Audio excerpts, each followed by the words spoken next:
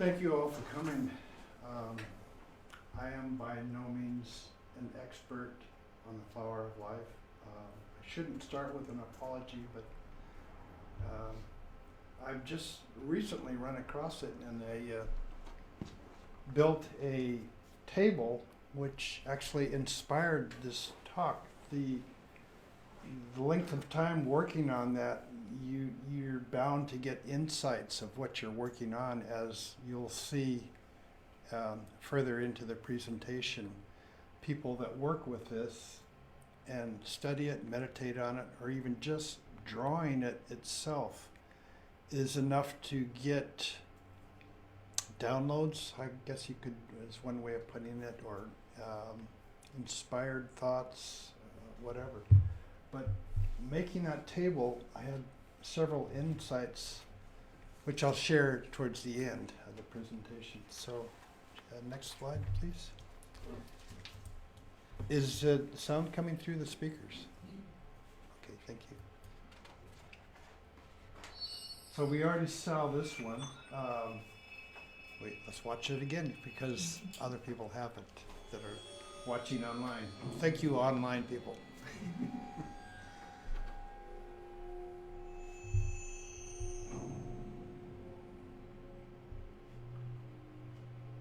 I was quite intrigued at the how clever this was put together.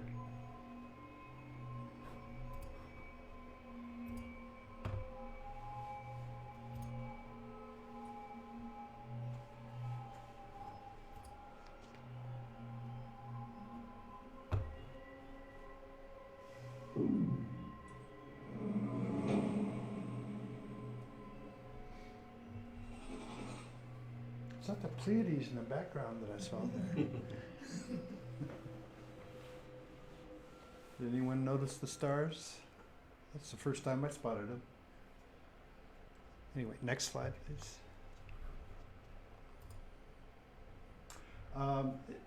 The flower of life is a geometric symbol that consists of 19 overlapping circles. That's the usual number. It's not always 19. Sometimes it's more. Like on the table I built there, it's actually more. There's 91 circles there.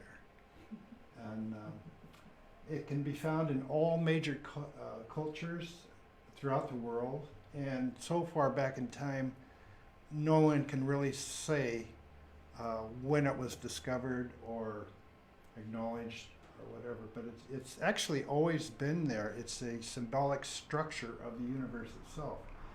And interestingly, they use the same name for it across many or all the cultures.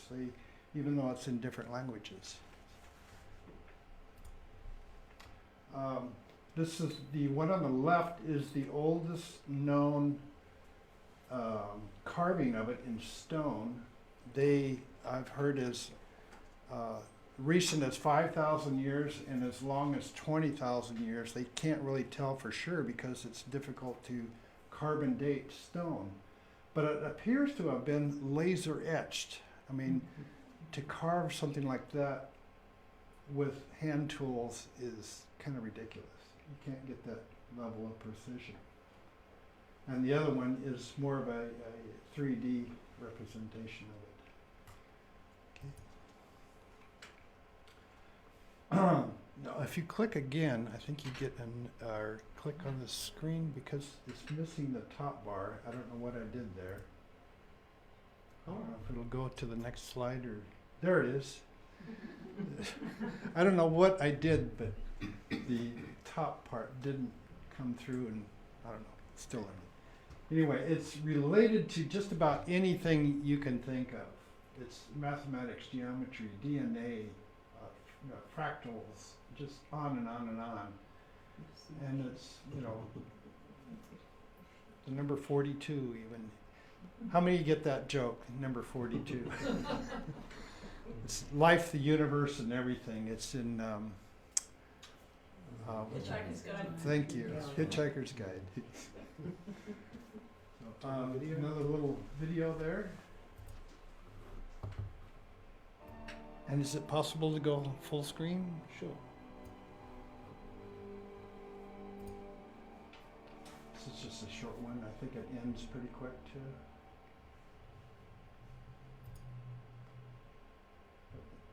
Not much explanation with this. It's just something nice to look at. A little bit of freebies here.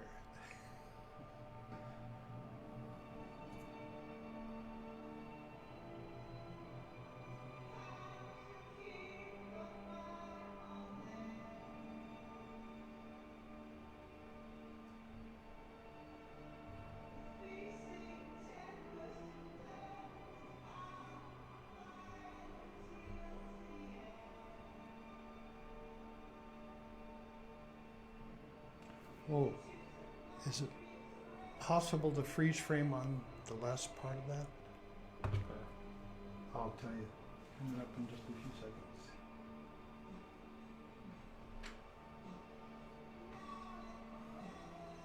Now, this, where am I pointing? The one in the center, now this is related to the 5 platonic solids. And this is a misconception that has taken place quite a bit on the internet that's actually in error. The middle shape is known as a star tetrahedron or a Merkaba.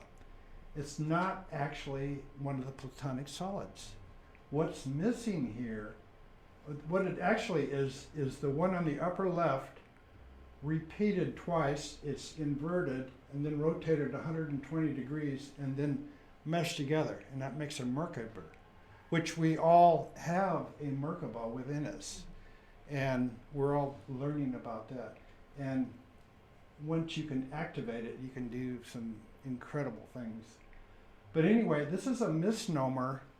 When you're looking up the platonic solids, don't think that that is one of them. It's a double of the first upper left tetrahedron. The one that's missing here is the dodecahedron, which you'll see later in the presentation. Octahedron. Yeah, the dodecahedron is it's the octahedron. Octahedron, Yeah. Thank you, Jim.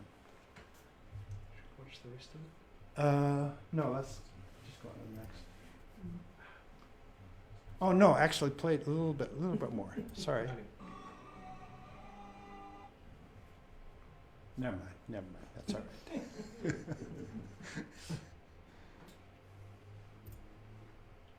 So this is Nissan Haraman. I would like to talk a little bit about him. He is one of the most amazing scientists on the planet right now, being totally ignored by mainstream because he's got the correct ideas about the cosmology of the universe, and also just mind-boggling genius. I compare him to Einstein, even beyond Einstein, actually. And the reason he's ignored is they don't want you to know about what he's uncovered. He correctly predicted the mass of a proton, and then within a year they proved it scientifically. And lots of other things. He's actually discovered free energy machines, and he can't do anything about it yet, because if he did, they would probably kill him. But just an amazing person. I happened to attend one of his lectures in Southern California. I was very honored to be able to sit in the audience. I never met him or anything, but anyway, let's listen to a short video by him.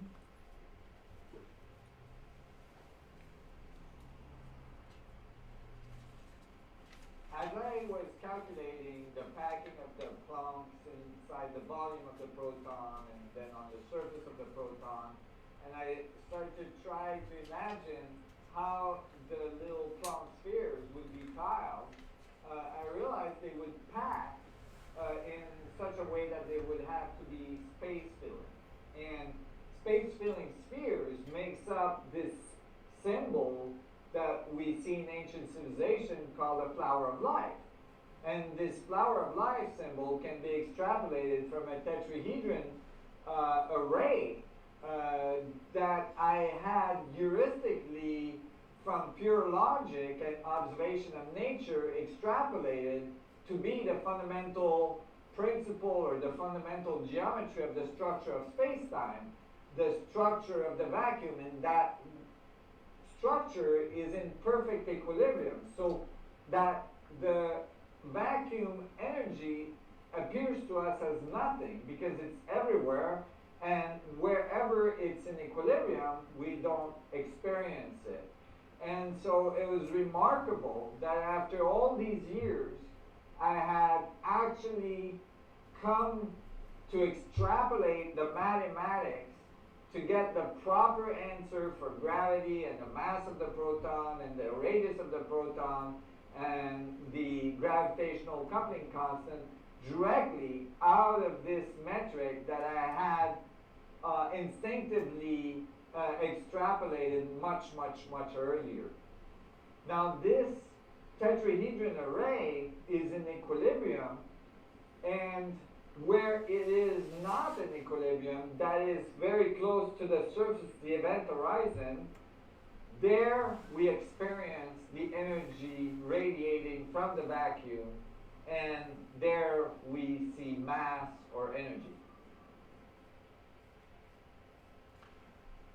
I looked him up on Wikipedia, and he's not listed. There's a whole big long list of people don't want you to know about this stuff, what he's uncovered.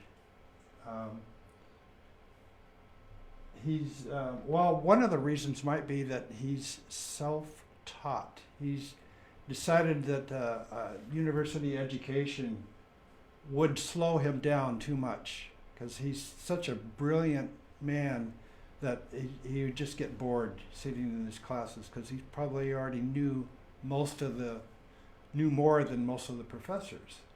So he lived in a van for a good number of years and just did his calculations and read what books he needed and just figured out so much of this stuff, and just light years ahead of other physicists. So he's quite an amazing person. He's been nominated for a Nobel Prize. He probably won't get it because, like I say, they don't want you to know about him. Anyway, next slide.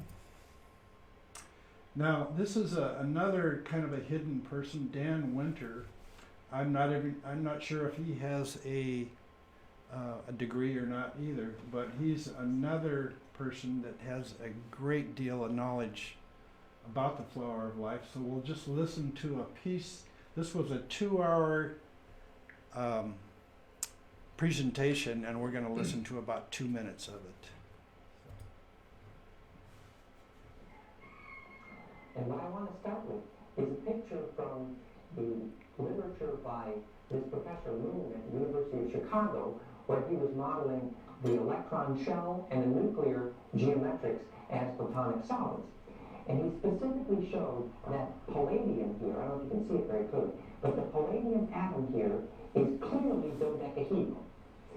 Remember in our little animation that if we stellate the dodecahedron, let's go here to the greater negatives, that if we stellate the dodecahedron, here's a dodeca, icasa, and an outer dodecahedron.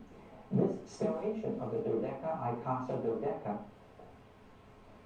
is such that we have this edge length ratio 0.618, and then the stellation is 1.0, the icasa 1.618, and this stellation, again, edge straight out, is 2.618. So you have this perfect embedding, which is simply a crisscross of all values based on golden mean ratios. They can all add and multiply. This is the geometry of DNA, Earth grid, and zodiac, we believe, perfect embedding, and they may relate to the City of Revelation models, the foundation stone of theosophy. And yet, it's simply a model of perfect implosion. Did you catch that foundation stone of theosophy? Mm-hmm. So he's sort of echoing what Nissan Harriman said there as far as the contact or the surface area being energetically neutral, and that's why we can't sense this, is because it's everywhere all the time, and we're in it, we're part of it. So we don't know it. It's like a fish doesn't know it's in water until you take it out of water. Anyway, Dan Winter, another amazing person. So next slide. Now, can you go back one? If you look at the image on the left there, and next slide, compare that to the next picture. On the left, that is an actual electron microscope, and it's computer enhanced with color of a cross section of a DNA. That's what our DNA looks like energetically. And I think that's pretty incredible. I took a picture on the upper right there in Istanbul in 2012. At the time, I didn't even know what I was photographing. Oh, that looks pretty. Click.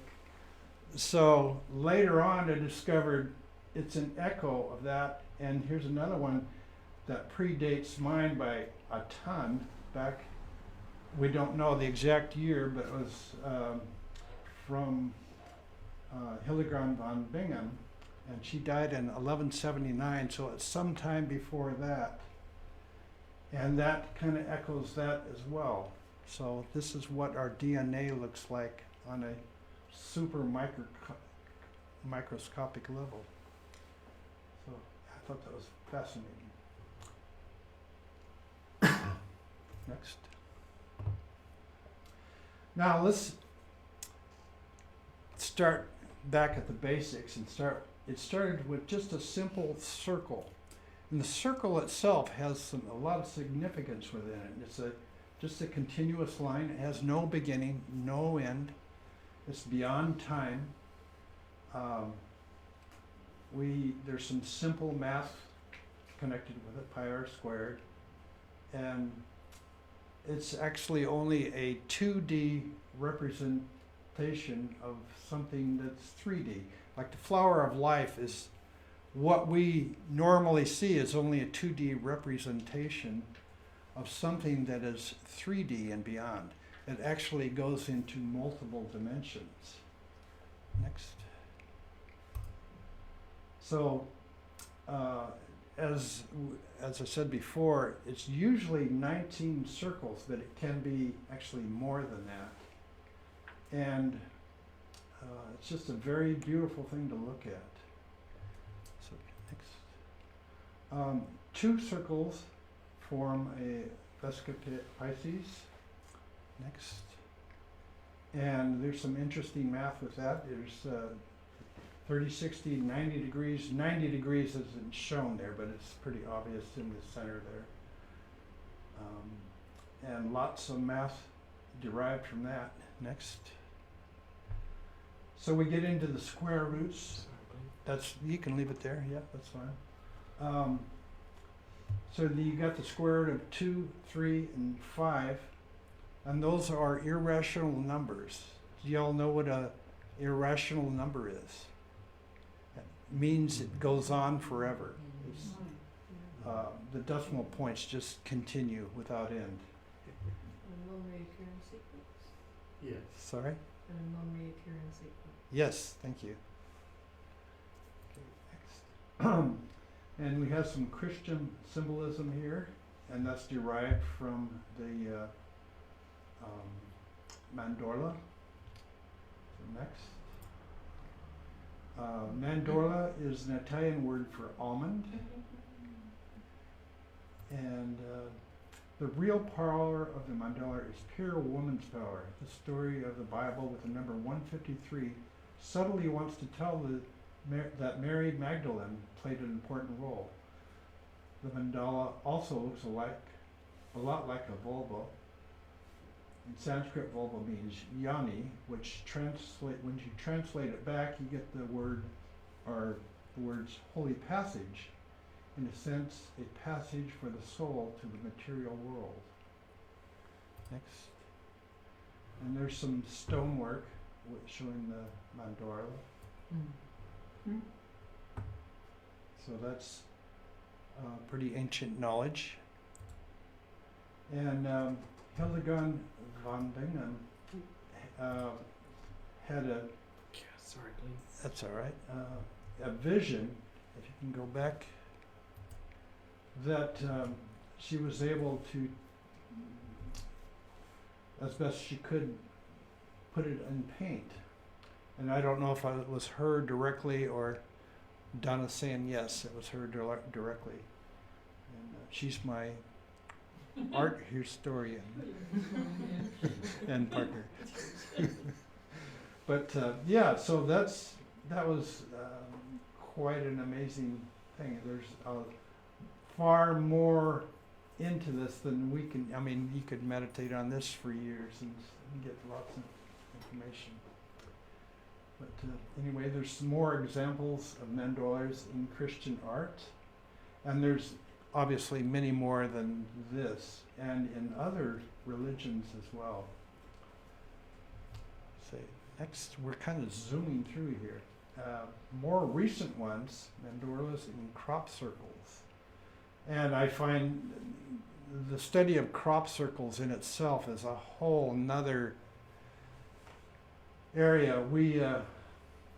We happened to meet, I'm missing his name right now, Donna. Freddie Silva, who was here in New Plymouth a few years back, and we had the honor of meeting him. He actually came to the spiritual center and did a talk there, and or the spiritualist church, I should say. And we got a copy of his book, and he signed it for us, and I lent it out and never saw it again. But that's okay. So yeah, it's appearing in crop circles as well as, next slide, flower of life symbols themselves. And so there's some very interesting crop circles, and not just about this stuff, but all kinds of stuff that I think we're being told some messages here that we learn to need to learn to understand. So there's a few more, and the Metatron's cube on the upper right there, and now we get into three circles, and we've got the Holy Trinity, the triune, the triluminary. Anyone know what a triluminary is? Yeah, have you heard of it? If you're a science fiction fan, you might know, but that's why I use that word in there. It's, anyway, next. There's a picture of the triluminary that actually comes from a show called Babylon 5. And it was very interesting. It was from the religious cast, and they stood between the light and the dark, and they were the Gray Council. Anyway, and I can't remember where that one image is. Anyway, well, next. So, as we add more circles, we get different names and different meanings of this is actually 7 circles, or 6 with 1 circle in the center, and that's called the seed of life. And like I say, I'm only recent in this. There's been people that have been studying the flower of life, the seed of life, the egg of life, and all that for years and years, and there's tons of books. And I've only recently gotten into it, and I feel like I'm only scratching the surface. And what inspired it is the making of that table. And I spent about 2 days inking it in and painting it and doing all that. And you have ideas come to you and inspiration. And it taught me a lot. And then several people in here say you don't truly understand it until you draw it or make it. And I agree totally. Because you're spending time with it, you're actually absorbing knowledge through it. And we'll see a video about that. I think it's coming up, maybe. No, not yet. Anyway, Da Vinci studied the flower of life and discovered a lot of its mathematical properties. and the seed of life, the geometric figures, platonic solids. I mean, he was head and shoulders above a lot of other people of his time, and just another super genius. So he used the phi ratio in a lot of his artwork, which makes it beautiful and symmetrical. Next. And he also discovered a relationship to music, pointing out the distance between the spheres is also the distance between notes. And this is some artwork by George Crumb at the bottom here. Next. Madame Blavatsky speaks of within two other withins. The idea that consciousness and life geometry speak metaphorically of how incubation occurs and suggests what is inside and ultimately outside the egg.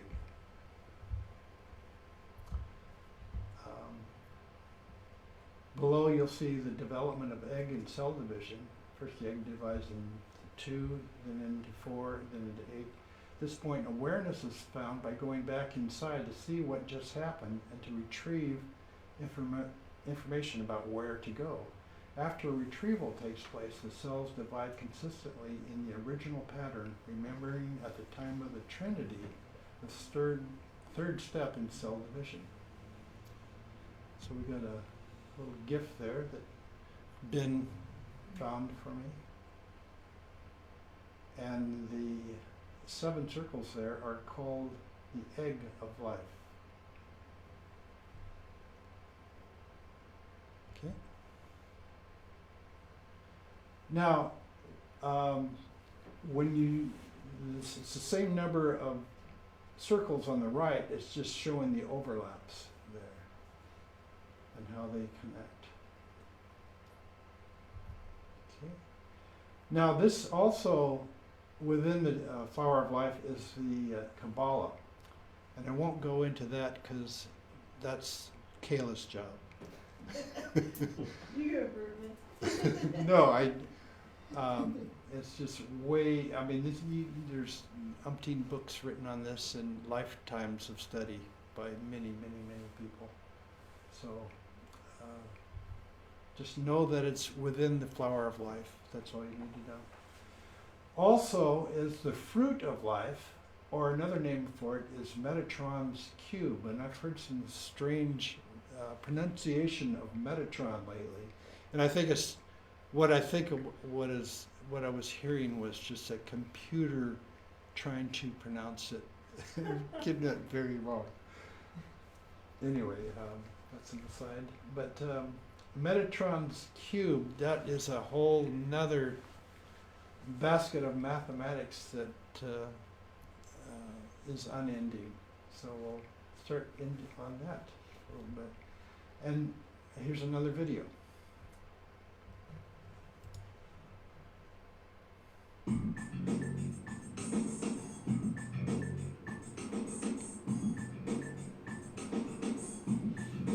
There is a fascinating aspect of sacred geometry known as Metatron's cube, and this is what it looks like. I've been making mandalas based on this archetype for a really long time, over 20 years. Thinking about it, contemplating it, meditating on it, just listening to it all these years. So the first question is, who is this guy, Metatron? Who is this being known as Metatron? Where did he come from? If you investigate, you find that Metatron was an archangel who was mentioned in Islamic, Judaic, and Christian mythologies, medieval mythologies. He was considered to be the scribe of God. So this would make the archangel Metatron the equivalent of the ancient Egyptian scribe of the gods known as Thoth, Hermes. Now, according to legend, a scribe of God would understand the root principles of creation, which are almost always associated with sacred geometry.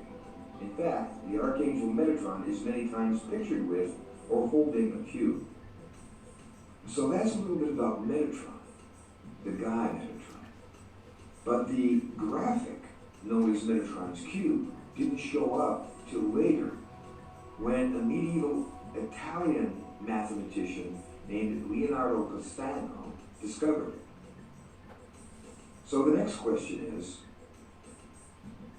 why and how did Leonardo come to call this particular graphic Metatron's cube? Well, the answer is simple. Number one, he probably had read, or not probably, he read the histories of Metatron. He was familiar with the legends. And number two, he was also familiar with sacred geometry, probably initiate in one of the schools, one or more of the schools that held those secrets.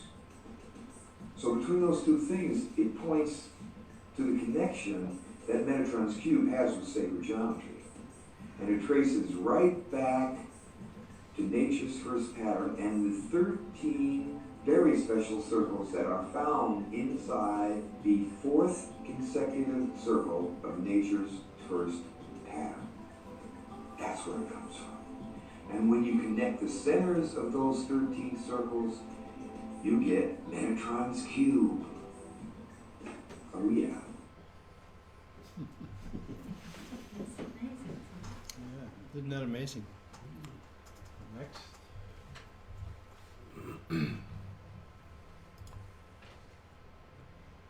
We have the 5 platonic solids, and that's a very well-known thing, especially amongst mathematicians. So yeah, let's have a look at each one of those. The tetrahedron, the cube, or another name for the cube is the hexahedron, octahedron, dodecahedron, and the icosahedron.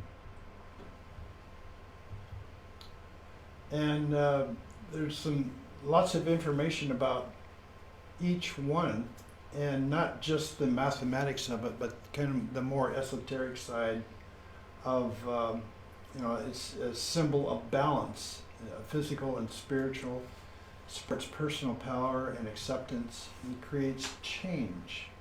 Now, I explained earlier that the Merkaba is actually 2 tetrahedrons superimposed within one another, and not a true platonic solid. So next. And this key function of the hexahedron, or cube, is for grounding, and it connects us to the earth, which we all live under the illusion that we're separate from each other and separate from the earth. We're not. When you ground properly, you realize that you are an extension of the earth itself. Next. The octahedron is the air element, 4th dimension. It's connected with the heart, cultivates acceptance, forgiveness, love, and compassion. It's mirroring and self-reflecting, and so it helps us kind of monitor ourselves, look within ourselves, and kind of look at our own faults, which we all do too much of. We're all too self-judging. The icosahedron is the water element, sacral chakra.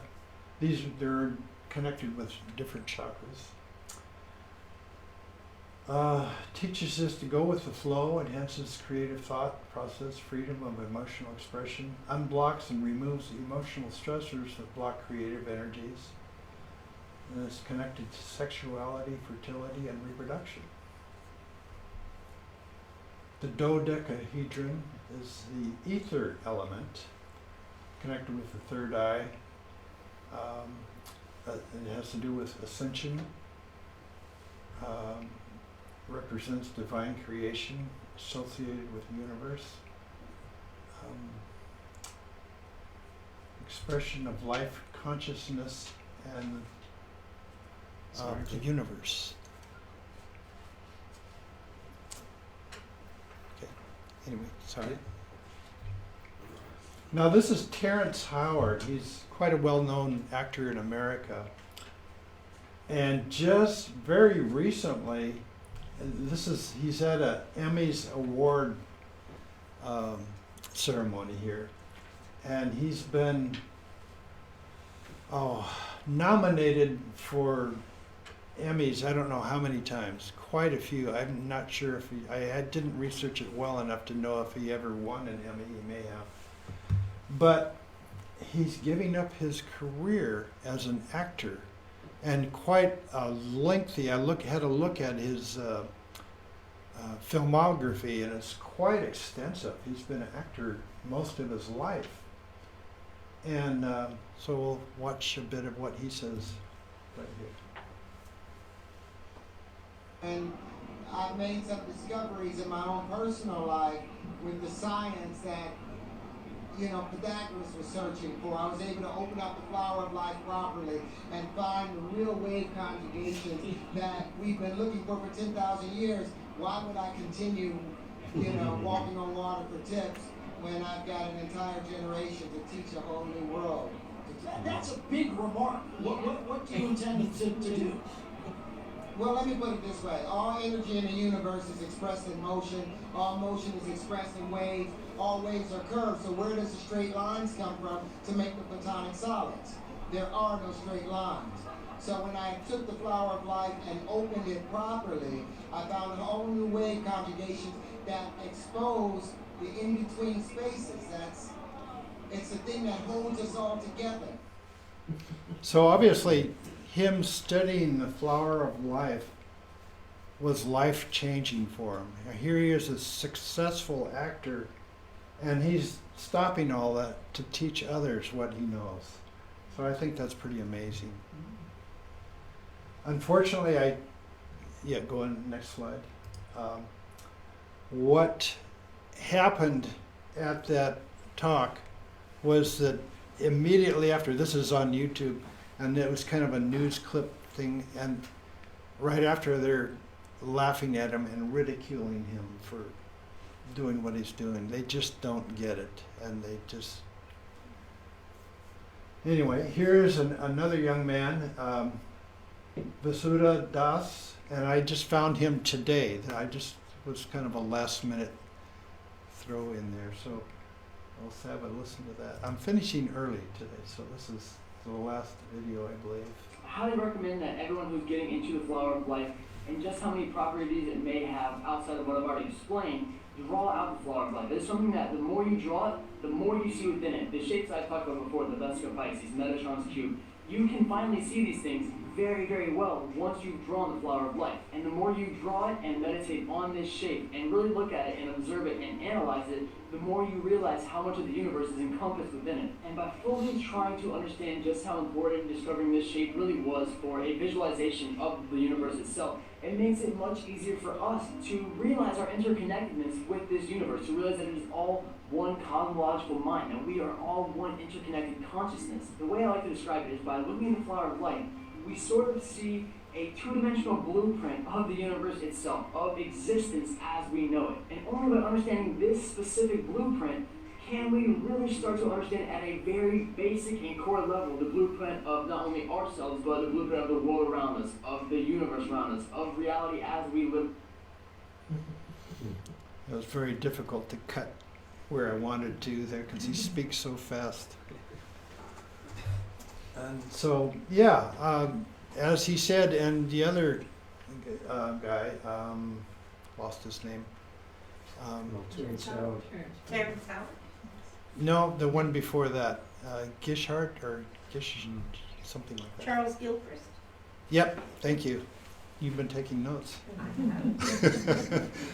So by drawing it and looking at it and working with it, you get these insights, which was for me, making that table is why I'm here now, because I would like to share some of my insights. Like, we all have different perspectives, and you can get your own from studying that.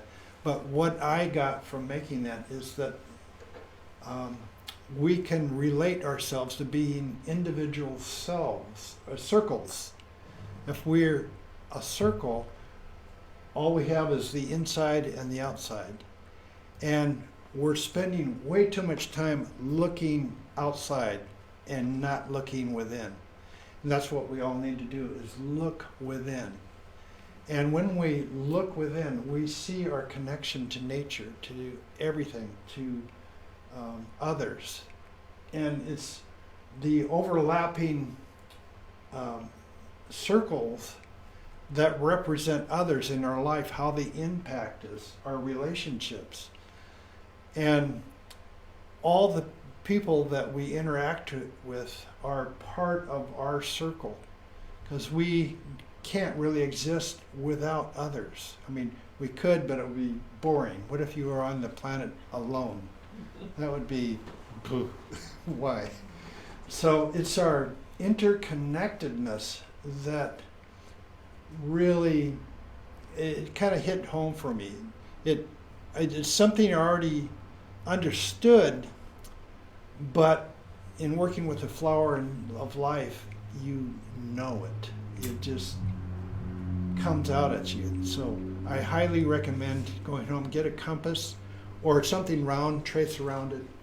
And it's simple to do. All you have to do is make a circle, make another circle the same size, and intersect any part of the circumference with the center of the first circle, and keep doing that. And you can generate a flower of life, and it's just a wonderful experience. So it's better than watching YouTube or Facebook or whatever.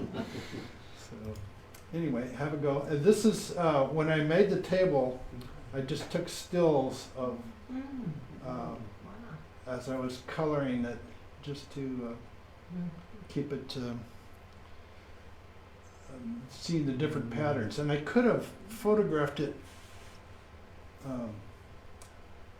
in lots of different ways than what's shown here.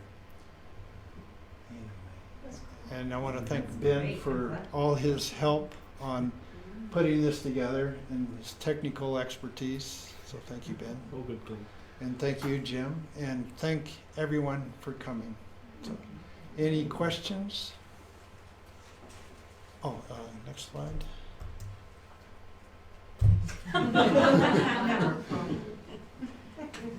And I think there's one or two slides after that even. Another one? Sources, and if you want to photograph that to go look at where all this information came from, not all of it, some of it. And then there's another page, more sources. But like I say, I've only been into the flower of life a short while, and it's kind of opened another doorway for me. So thank you for allowing me to share about this. Well, we thank you. Thank you. Peter. Yeah, I've got a question. All over the world, and also the number of Gothic cathedrals like Chartres in France, you find mazes. Yep. Are they related to the flower of life? I think everything is related. Everything.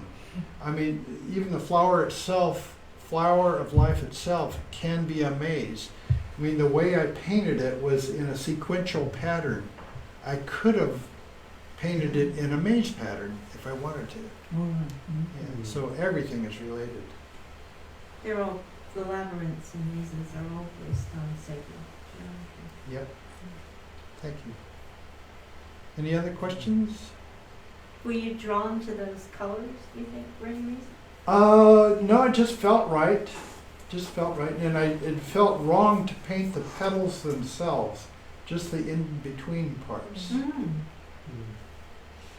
So it's just on the wood itself is just plywood. It's left over from a project Donna was doing.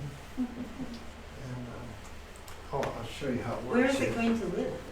It's actually an altar for meditation and working, studying. What are we studying? Well, we've been holding the elements on it as we Yeah, we put as we the elements meditate. on here. Oh, it has a stick. It's a little short by itself, so I Maybe we stand for it. Looks like it's supposed to have a potted flower in it. Or a fire. Ah, that didn't, okay, wood, fire, yep. Hold it up for the camera. Oh, okay. Here we go. Nice. Zoom in. Manual zoom. Make it.